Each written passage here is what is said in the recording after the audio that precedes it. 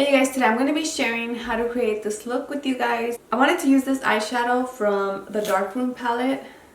This nice pretty like pink with purple undertones. I don't know, it's a very pretty glittery color.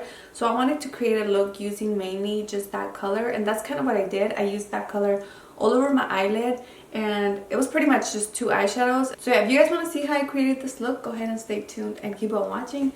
And without further ado, let's get started.